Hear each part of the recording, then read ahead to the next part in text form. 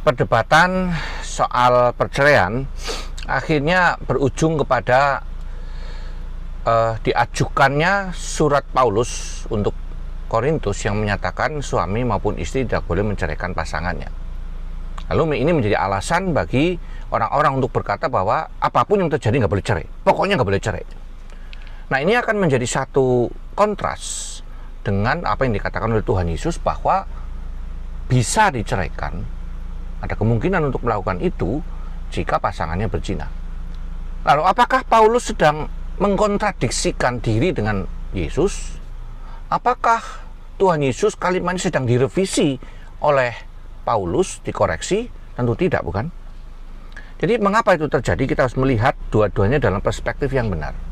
Pertama, bahwa Tuhan Yesus sedang berbicara kepada orang Yahudi yang mengerti tentang aturan-aturan di dalam perceraian, dan mereka sudah menghidupi, menjalaninya sejak tahun 1400 sampai 1500 sebelum Masehi, ketika perintah itu diturunkan, dengan sampai perkembangan sampai kepada zaman Tuhan Yesus hidup itu. Jadi dia menjelaskan bahwa tidak boleh, aslinya nggak boleh, tetapi dalam pelaksanaannya karena ketegaran hatimu, ya akhirnya menjadi dimungkinkan, karena kita tahu bahwa perzinahan itu sebenarnya menceraikan diri karena dia sudah break the covenant, telah memutuskan berit itu yang sudah diucapkan di hadapan Tuhan, sehingga ya menjadi sebuah pengecualian. Itu Yesus sedang bicara praktek atau praktis. Sementara Paulus sedang membalas surat kepada orang Korintus, mereka yang bertanya apakah boleh bercerai.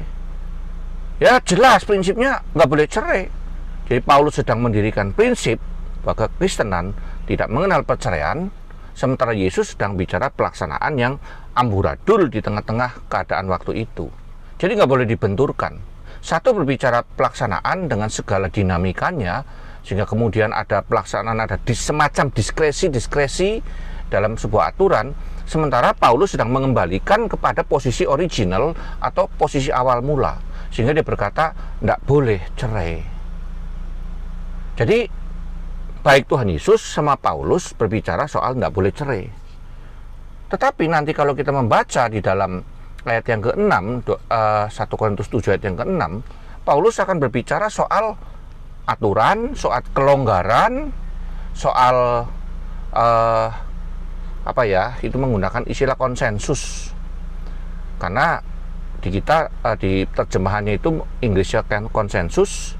Dia mengatakan ini bukan merupakan perintah, tapi ini adalah konsensus atau kelonggaran. Jadi Paulus sendiri mengerti tentang bagaimana mengatur dalam praktek dan kemudian prinsip. Nah, kalau sudah mengerti hal ini, yang ada persoalan, tidak boleh cerai, tidak clear.